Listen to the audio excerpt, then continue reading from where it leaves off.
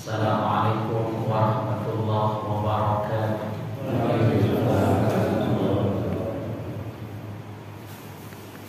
Alhamdulillah. Alhamdulillahilladzi khassahu Muhammadan sallallahu alaihi wasallam bi'alal manasib wal maratib. Ahmaduhu ala ma mana minal mawahib. Ashhadu an la ilaha illallah wahdahu la syarika lahu Rabbul masyariq wal magharib.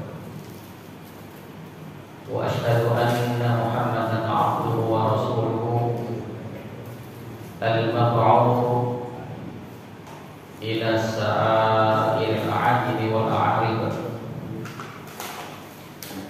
Allahumma shalli wa sallim alaihi wa ala alihi wa ashabihi wa atba'ihi salatan daimain mutalazimain yati qailukum yawmal qiyamati ghayra khaib. Amma faqad qala ta'ala fil Qur'anil Karim. A'udzu billahi minasy syaithanir rajim. Laqad ja'akum rasulun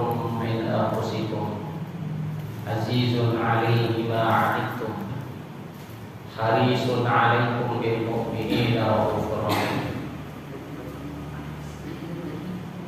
Wa qala fi ayatin ukhra laqad kana lakum fi rasulillahi uswatun hasanah liman kana yarjullaha wal yawmal akhir wa dzakarallaha katsiran. Wa qala qul in kuntum tuhibbunallaha fattabi'uni yuhibbukumullah wa yaghfir lakum dhunubakum. Qala Rasulullah sallallahu alaihi wasallam khairukum man ta'allama al-Qur'ana wa 'allama. Shadaqallah sadaqa Rasul. Al-mukarramun, para asatidz, para sesepuh, para tokoh masyarakat, seluruh pengurus musalla Al-Fiyah Istiqomah, dan semuanya mudah-mudahan senantiasa mendapatkan rahmah, barakah, maghfirah serta ridho dari Allah Subhanahu wa taala. Dan kita semua yang hadir sebagai jamaah musalla Al-Fiyah Al-Istiqomah, mudah-mudahan senantiasa Allah berikan perlindungan dan Allah berikan keberkahan di dunia serta syafaat bagi Nabi Muhammad SAW di akhirat, sehingga Allah masukkan kita ke surga Firdaus bersama dengan beliau orang-orang yang beliau cintai di kalangan para sahabat dan dzurriyyah. Amin ya rabbal alamin. Bapak Ibu sekalian rahimakumullah, malam hari ini saya mengangkat satu tema tentang sirah Maulid Nabawi. Karena ini mungkin bulan Rabiul Awal, kita bisa mengenang kembali seperti apa keagungan baginda Nabi Muhammad sallallahu alaihi wasallam di hadapan Allah dan di hati kita, dan bagaimana sebenarnya kita diperintahkan untuk mengikuti beliau agar kita bisa dicintai oleh Allah Subhanahu wa taala. Oleh karenanya, dalam momen Rabiul Awal ini sangat penting bagi kita untuk kembali menggali dalam ayat-ayat Allah Subhanahu wa taala tentang beliau, begitu juga dari hadis-hadis beliau dan yang ditulis oleh para ulama sirah tentang keagungan dan kebesaran baginda Nabi Muhammad sallallahu alaihi wasallam. Oleh karenanya, mari kita luruskan kembali niat kita wa Rasulullah sallallahu alaihi wasallam, dan niatkan ta'lim kita ini sebagaimana ta'lim yang telah dibuat oleh baginda Nabi Muhammad sallallahu alaihi wasallam. Nawaitu ma nawassalafus shalih Dan niatkan ta'lim kita ini sebagaimana niat ta'lim yang telah dibuat oleh para ulama-ulama saleh terdahulu. Qul innal fadla bi yadillahi yu'tihi man yasha' wallahu wasi'un 'alim.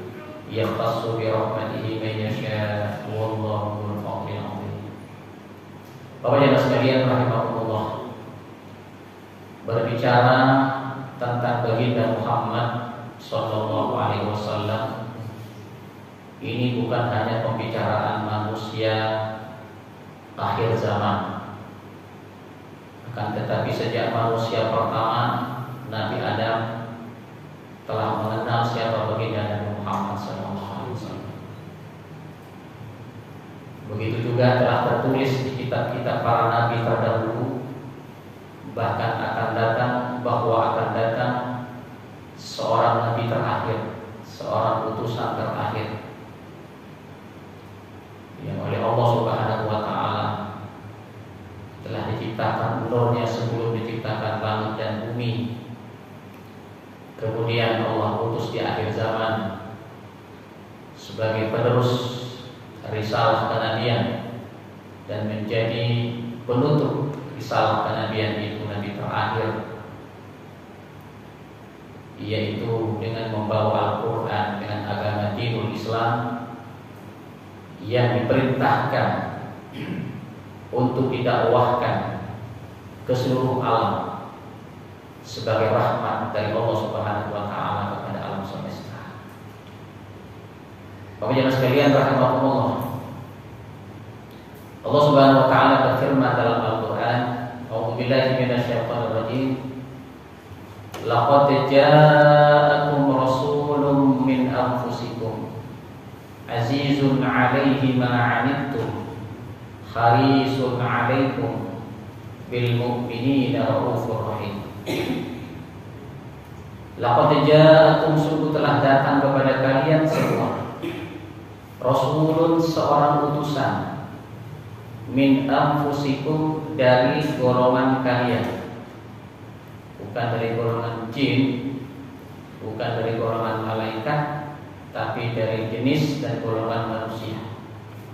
Min anfusikum azizun 'alaihi ma 'anittum, sangat berat terasa olehnya penderitaan kalian. Azizun 'alaihi ma 'anittum, sangat berat terasa olehnya ma 'anittum, penderitaan kalian. Harisun 'alaikum, sangat menginginkan keimanan dan keselamatan kalian. Bil mu'minina raufur rahim, dan ia sangat penyantun dan sangat penyayang kepada orang-orang beriman. Ini yang mengungkapkannya adalah Allah Subhanahu wa taala, bukan manusia, tapi yang menciptakannya, yang mengangkatnya sebagai nabi dan rasul, mempromosikan kepada kita umatnya yang terakhir. Dia telah datang. Siapa yang mendatangkan? Allah itu sendiri. Seorang utusan yang sifat-sifatnya diberitahukan, betapa lembut hati beliau, sehingga Allah mengatakan azizun 'alaikum ma'anittum, sangat berat terasa olehnya penderitaan kalian. Siapa kalian dimaksud? Adalah umatnya, umat baginda Nabi Muhammad sallallahu alaihi wasallam. Harisun 'alaikum, sangat menginginkan keselamatan kalian, sangat menginginkan keimanan dan keselamatan umatnya. Bil mu'minina raufur rahim, dan ia sangat penyantun dan sangat lembut, penyayang, pengasih kepada orang-orang beriman. Dalam ayat yang lain Allah Subhanahu wa taala berfirman, "Laqad kana lakum fi Rasulillahi uswatun hasanah." liman kana yarjullaha wal yawmal akhir. Sungguh telah ada bagi kalian di dalam diri baginda Rasulullah sallallahu alaihi wasallam uswatun hasanah, teladan yang baik, contoh yang baik bagi siapa? Liman kana yarjullaha wal yawmal akhir, bagi orang-orang yang berharap ridhonya Allah dan selamat di akhirat. Pengen dicintai Allah, pengen diridhai Allah, pengen selamat di akhirat, contoh baginda Nabi Muhammad sallallahu alaihi wasallam. Ini promosi dari Allah tentang keberadaan beliau.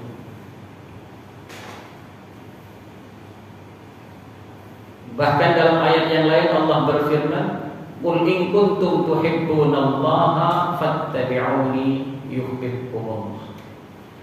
Katakan wahai Muhammad, in kuntum tuhibbunallah, jika kalian mencintai Allah. Dalam tafsir ay mahbubullah, ingin dicintai Allah. Bagaimana caranya? Fattabi'uni, ikuti aku. Yuhibbukumullah, maka kalian akan mendapatkan kecintaan Allah. Setiap kita pasti ingin dicintai Allah, pengen disayangi Allah. Kenapa? Karena Allah yang punya urusan. Kita masuk surga itu karena rahmatnya, bukan karena amal kita. Kalau amal kita bisa menyebabkan kita masuk surga, seandainya amal-amal kita yang ditimbang dengan nikmat sebelah mata kita ini saja, maka itu tidak cukup. Jadi kalau nanti kita mendapatkan surga Allah itu karena kasih sayang Allah. Bagaimana cara mendapatkan kasih sayang Allah? Allah memberikan cara. Qul, katakan Muhammad kepada umat, in kuntum tuhibbunallah, jika kalian ingin mendapatkan kasih sayang Allah, kecintaan Allah, fattabi'uni, ikuti aku. Ikuti aku Muhammad. Yuhibbukumullah, maka Allah akan mencintai kalian, bahkan wa yaghfir lakum dzunubakum, Allah Subhanahu wa taala akan mengampuni dosa-dosa kalian. Bukan hanya Allah mencintainya, tapi Allah berjanji dosa-dosa yang kita lakukan akan dihapus, diampuni oleh Allah, karena kita mengikuti jejak hidup, jejak langkah Rasulullah sallallahu alaihi wasallam.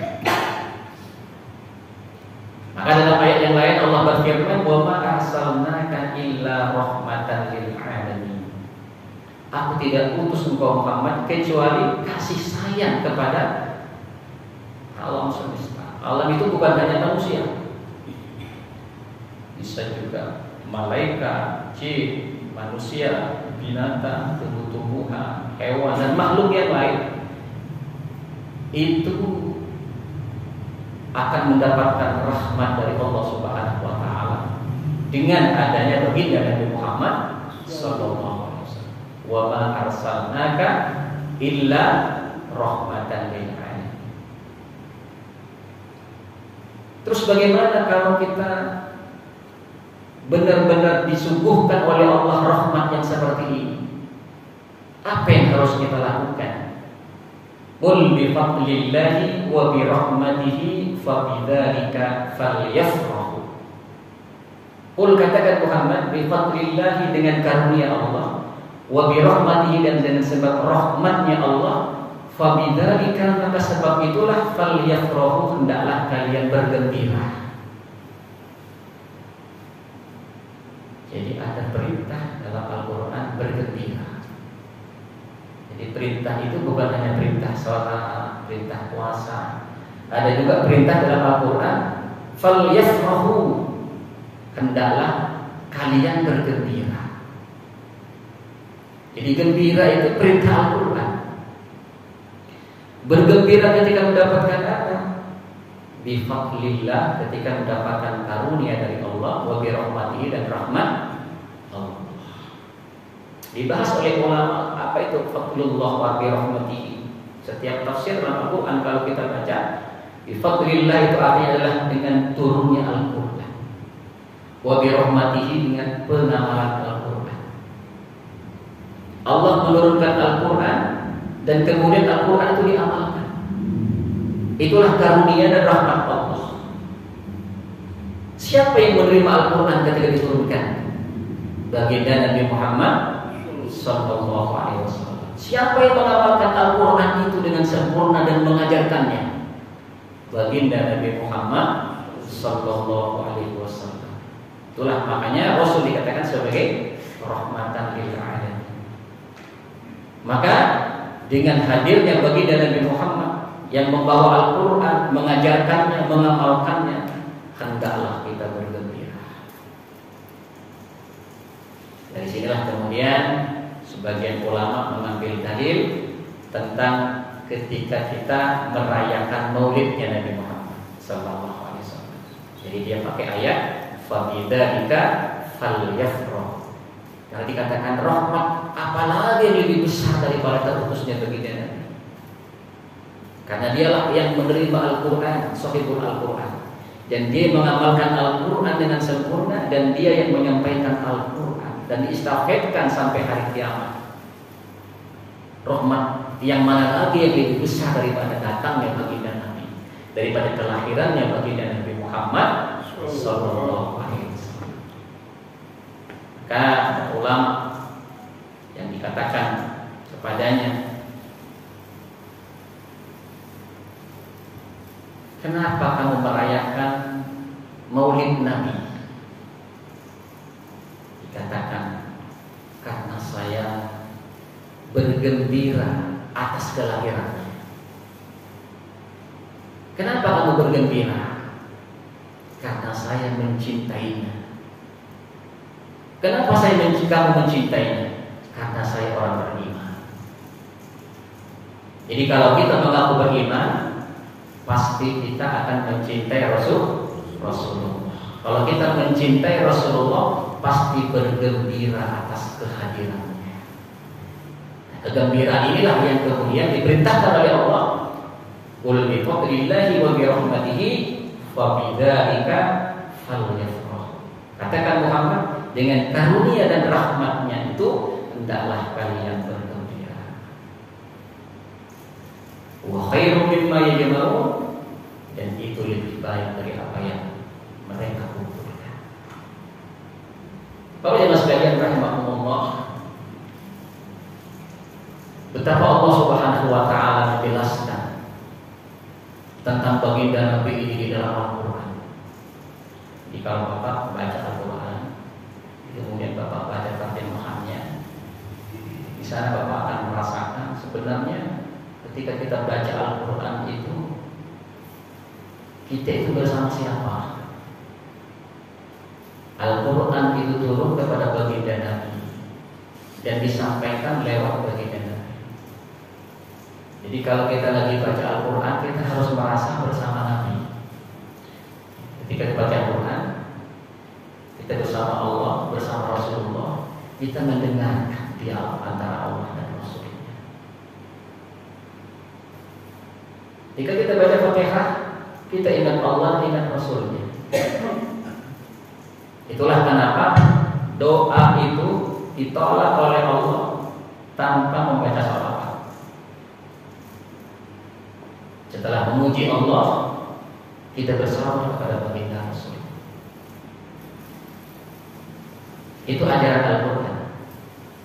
Al-Qur'an mengajarkan di dalam surah Al-Fatihah untuk berdoa, kita puji Allah dulu. Alhamdulillahirabbil alamin. Ar-Rahmanir Rahim, Maliki yaumiddin. Iyyaka na'budu wa iyyaka nasta'in. Baru berdoa, ihdinas shiratal mustaqim. Tunjukkanlah kami ke jalan-Mu yang lurus. Segala puji bagi Allah Rabbul Alamin, pencipta alam semesta. Siapa dia? Ar-Rahman Ar-Rahim. Dia yang Maha Pengasih dan Maha Penyayang. Rahman Rahim itu sifat, nama Allah. Dia adalah sifat. Rahman pengasih, Rahim penyayang. Adapun hakikat daripada apa yang menjadi Rahman Rahim itu namanya rahmatun atau kasih sayang. Allah pengasih, Allah penyayang. Buah daripada pengasih dan penyayang itu adalah rahman. Kata dasar daripada Rahman dan Rahim itu adalah rahmatun. Inti daripada rahmat itu adalah Al-Quran dan baginda Nabi Muhammad Sallallahu Alaihi Wasallam. Jadi ketika kita baca Ar-Rahman Ar-Rahim, di situ terkandung di dalamnya adalah baginda Nabi Muhammad Sallallahu Alaihi Wasallam. Karena rahmat yang paling besar adalah hadirnya, terutusnya baginda Nabi Muhammad Sallallahu Alaihi Wasallam.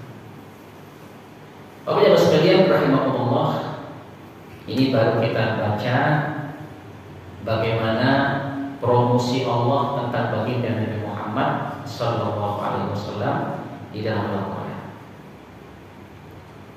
Kemudian kalau di dalam surat-surat pendek, Bapak Ibu sekalian, kita bisa surat Al-Duha, baca surat Al-Duha dan Al-Nashr. Bismillahirrahmanirrahim. Wadduha, demi waktu duha. Wal-laili idza saja, dan demi waktu malam ketika sunyi senyap. Ma wadda'aka rabbuka wa ma qala. Wahai Muhammad, kata Allah, Tuhanmu tidak pernah meninggalkan kamu dan tidak pernah membenci kamu. Jadi itu surat tentang Nabi Muhammad. Walal akhiratu khairul laka minal ula. Dan akhirat itu lebih baik bagimu daripada dunia. Atau yang terakhir itu lebih baik bagimu daripada yang pertama. Wala sawfa yu'tika rabbuka fatarda, dan kelak Tuhanmu akan memberikan kepadamu apa saja yang kau inginkan Muhammad, sehingga kau ridho. Wala sawfa yu'tika rabbuka fatarda. Ayat ini Bapak Ibu sekalian turun ketika ayat-ayat pertama turun, ayat Iqra, ayat Al-Mudaththir, turun kepada baginda Nabi. Surat Al-Alaq, Iqra bismi rabbikal ladzi khalaq. Itu adalah ayat pertama yang turun, yang menunjukkan diutusnya baginda Nabi Muhammad SAW. Kemudian turun lagi surat Al-Mudaththir, Al-Muzammil. Nah, setelah itu tidak datang lagi malaikat Jibril, sehingga orang-orang musyrik Mekah berkata, wah, Muhammad sudah ditinggalkan oleh Tuhannya. Bahkan lebih kasar lagi, Ummi Jamil, istrinya Abu Lahab, bibinya Rasul juga mengatakan, Muhammad sudah ditinggalkan oleh setannya. Udah gak datang lagi setannya Muhammad, kata Ummi Jamil. Begitu juga orang-orang musyrik mengatakan Muhammad sudah ditinggalkan oleh Tuhannya. Dalam riwayat hadis banyak mengatakan, ada yang mengatakan 12 hari ayat yang datang, ada yang mengatakan 25 hari, ada yang mengatakan sampai 40 hari. Ada jeda, ayat tidak turun, sehingga banyak yang mencemooh, banyak yang meledek, banyak yang menyindir kepada Nabi. Maka tak lama kemudian turunlah ayat 1 hari. Wadduha, demi waktu duha. Wal-laili idza saja, demi waktu malam ketika sunyi. Ma wadda'aka rabbuka wa ma qala. Tuhan Muhammad tidak pernah meninggalkan kamu dan tidak pernah benci kamu. Dijawab oleh Allah. Kemudian Allah menghibur, wala sawfa yu'tika rabbuka fatarda. Nah, walal akhiratu khairul laka minal ula. Bagian akhir cerita hidupmu itu Muhammad lebih baik daripada bagian pertamanya. Biar mereka meledek, biar mereka menyakiti kamu Muhammad, itu biasa. Tapi bagian akhir dari cerita kehidupan itu lebih baik daripada pada awalnya. Dalam tafsir yang lain, akhirat itu lebih baik bagimu Muhammad dan umatmu daripada dunia. Walal akhiratu khairul laka minal ula. Wala sawfa yu'tika rabbuka fatardah. Dan nanti di akhirat kata Allah, Tuhanmu, aku Muhammad akan memberikan semua keinginanmu sampai kau puas Muhammad. Banyak diceritakan dalam kitab tafsir ayat sekalian. Ketika mendapatkan ayat ini, Rasul tertegun. Seakan-akan Allah benar-benar membukakan apa saja kepada beliau, apalagi nanti di akhirat. Buktinya Allah mengatakan sampai kau puas akan aku berikan semua yang kau inginkan wahai Muhammad. Kalau kita mendapatkan kabar seperti itu kayak apa ya? Kita akan merasa puas selamat, anak istri saya selamat, keluarga saya selamat. Tapi baginda Nabi bukan itu yang diingat, langsung terbayang umatnya.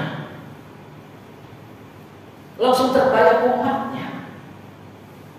Di situ kemudian Rasul mengatakan, "Idzan ya Rabb la arda wa wahidun min ummati finnar." Kalau memang itu janjimu kepada hambamu ini ya, kau akan gembirakan, kau akan puas katamu di surga, hambamu tidak akan pernah puas di surga. Dasarnya hambamu tidak akan pernah terhibur, tidak akan pernah merasa enak makan, minum, istirahat di surgamu ya Allah. Wa wahidun min ummati finnar. Kalau masih ada satu saja ya Allah umatku di neraka. Inilah makna daripada azizun alaihi ma anittum. Telah datang kepada engkau wahai umat Muhammad seorang utusan dari golongan kalian, berat sekali terasa penderitaan kalian olehnya, sehingga ketika ada satu janji dari besar padanya, ingin rasanya ini untuk umatku, bukan untukku, bukan untuk keluargaku, untuk umatku. Nah, itulah pemimpin. Maka dikatakan, laqad kana lakum fi Rasulillahi uswatun hasanah. Seorang pemimpin, dialah contoh teladan. Seorang suami, dialah contoh teladan. Seorang bapak, dialah contoh teladan. Seorang panglima di medan perang, dialah contoh teladan. Bahkan seorang hamba Allah biasa, dialah seorang teladan. Dari sisi mana saja Rasulullah teladan mulia. Sampai di antaranya adalah dari sisi kecintaan kepada yang dipimpinnya, bawahannya, itulah baginda Nabi Muhammad sallallahu alaihi wasallam. Wa wahidun min ummati finnar. Aku tidak akan pernah puas ya Allah kalau masih ada satu saja umatku di neraka.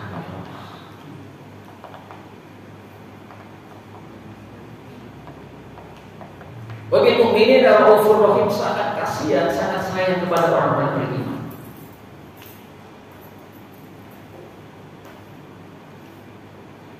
Terus diteruskan dari ayat tadi, alam yajidka yatiman fa'awa. Bukankah Tuhan menemukan engkau dulu yatim Muhammad fa'awa, kemudian dia melindunginya. Jadi ini hiburan kepada baginda Nabi.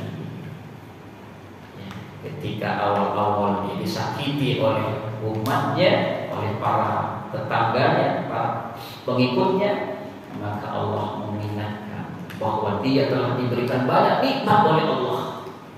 Tadinya kau yatim, kemudian aku lindungi. Lindungi dengan siapa? Dengan ibunya, diganti oleh kakeknya, diganti oleh pamannya. Itu perlindungan Allah. Alam yajidka yatiman fa'awa wa wajadaka dhallan fahada. dan Tuhanmu menemukan engkau Muhammad tadinya kebingungan, kemudian Allah memberikannya petunjuk. Jadi penterjemah sangat hati-hati. Jadi bukan sesat ya, tapi dalam keadaan bingung. Kalau tafsir banyak penjelasannya. Jadi waktu kecilnya Rasulullah pernah tersesat. Ya. Ada juga ketika dia berdagang bersama kakeknya pernah juga tidak tahu arah. Jadi para ahli tafsir tidak banyak mengatakan tolak kamu dulu sesat Muhammad dan boleh berpetunjuk. Tidak seperti itu. Jadi hati-hati ulama tafsir. Kemudian menterjemah secara bahasa Indonesia saya dipakai mengatakan dulu engkau kebingungan Muhammad, tapi kemudian Allah berikan petunjuk dengan Islam, ya, dengan diangkat menjadi nabi dan rasul. Wajadaka 'ailan fa'alna, dulu Tuhan menemukan kamu sebagai seorang miskin. Fa'alna, kemudian Allah memberikan kamu kekayaan. Dengan apa? Dengan diistrikan dengan Khadijah radhiyallahu anha. Dengan beristrikan Khadijah, Nabi Muhammad menjadi konglomerat, bukan jadi orang kere lagi, ya, menjadi seorang yang kaya raya. Itu Allah mengatakan, "Amilan tadinya miskin, fa'alna." Fa'amal yatim fala takhar, oleh karena kamu juga pernah merasakan susah dulu Muhammad, jangan sekali-kali bertindak sewenang-wenang kepada orang yatim. Fa'amal sa'ilah fala takhar, wa'amal yatim fala takhar, dan kepada orang yang mengemis minta-minta jangan kau hati. Wa amma bi ni'mati rabbika fahaddits, dan hendaklah dari nikmat-nikmat Tuhanmu itu hendaklah engkau kabarkan, hendaklah engkau memberikan kabar gembira. Jadi kalau kita menceritakan sebuah nikmat dari Allah itu perintah Allah, ya, tapi bukan sombong, ya, tapi memberitahukan tahaddus bin nikmah, gitu kan? Tahaddus bin nikmah. Ini adalah ingin memberitahukan bahwa ini adalah nikmat Allah. Maksudnya apa? Engkau juga tidak lepas dari nikmat Allah. Maka ceritakanlah nikmat itu kepada orang lain. Supaya apa? Supaya orang lain pun juga melakukan syukur kepada Allah. Jadi salah satu nikmat, salah satu cara bersyukur atas nikmat adalah menceritakan nikmat kita itu supaya dicontoh oleh orang lain. Wa amma binikmati rabbika. Setelah itu masuk ke surat Al-Nasr. Makanya antara Al-Duha Al-Nasr ini nyambung. Alam nashrah laka sadrak, bukankah aku, kata Allah, telah melapangkan dadamu Muhammad. Alam nashrah laka sadrak wa wada'na anka wizrak, dan aku telah menurunkan, meletakkan beban yang ada di punggungmu. Alam nashrah laka sadrak wa wada'na anka wizrak alladzi anqadha dhahrak, yang menjadi beban di atas punggungmu.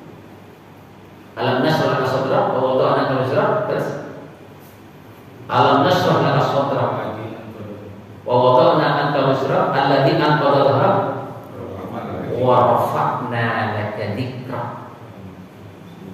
dan aku telah meninggikan sebutan untukmu.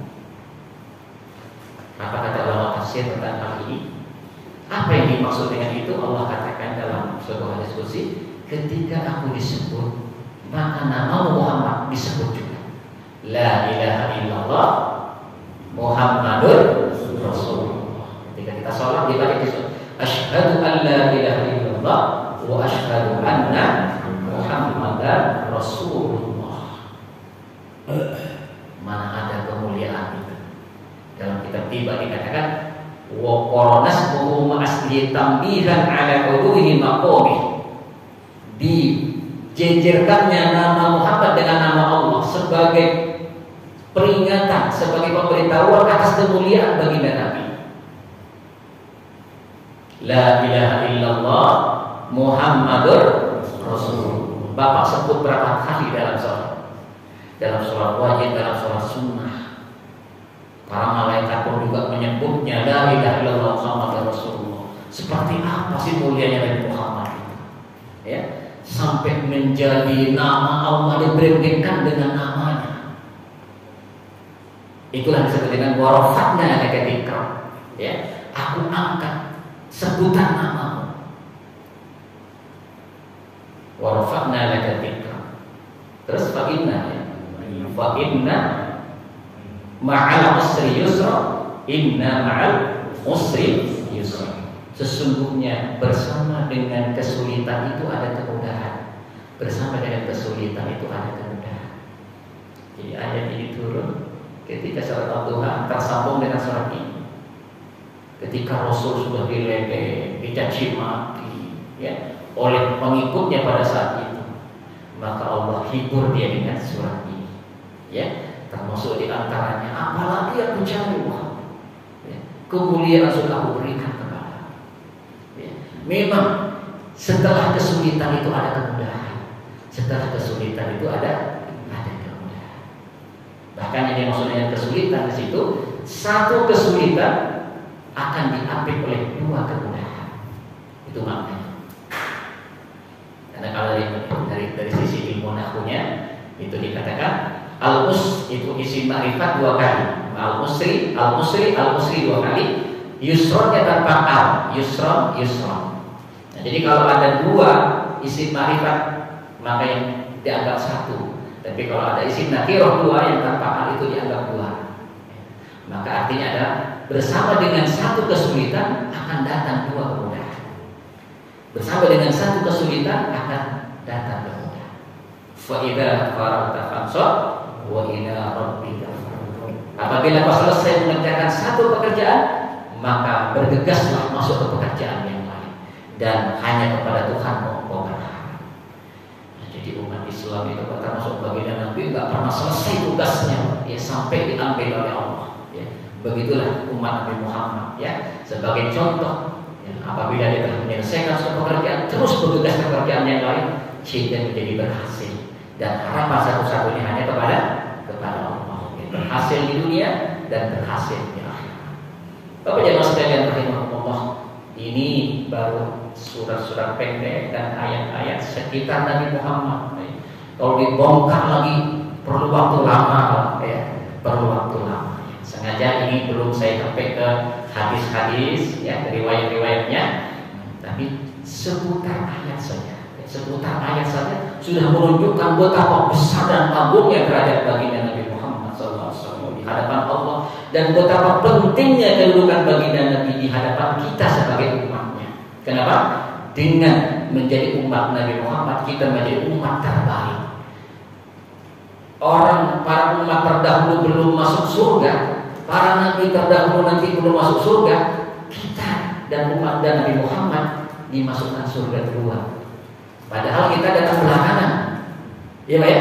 Tapi nanti orang-orang masih berat di mauqif tempat perhentian nanti sebelum dihisab, maka kita sudah bisa dihisab duluan, bahkan sebagian sudah masuk surga tanpa hisab, dan ada hisab yang ringan, bahkan sudah masuk ke surga duluan. Sementara umat sebelumnya dulu, ya, wallahu a'lam bishawab. Kebesaran pangkat Nabi di hadapan Allah, kita dimuliakan. Maka benar kemudian sangat pelit kalau orang tidak mau berselawat dengan baginda Nabi Muhammad. Ketika orang membaca selawat, kita mendengar, kita tidak kemudian menjawab dengan selawat juga, itu pun juga dikatakan pelit. Kenapa tidak? Kau mulia itu karena siapa? Gitu. Kemuliaan karena tidak ada lain, hanya karena Nabi Muhammad. Semua ulama menjawab dalam kitab-kitab tafsir, kitab sirah, kalau ada pertanyaan seperti itu, semata-mata karena Muhammad Sallallahu Alaihi Wasallam. Oleh karenanya, Bapak-Ibu sekalian, sangat-sangat tidak masuk di akal kalau tidak mencintai beliau. Ya. Kalau kita tidak mencintai beliau, kehormatan kita ini karena kehormatan beliau, tidak ada lagi. Wallahu a'lam bishawab.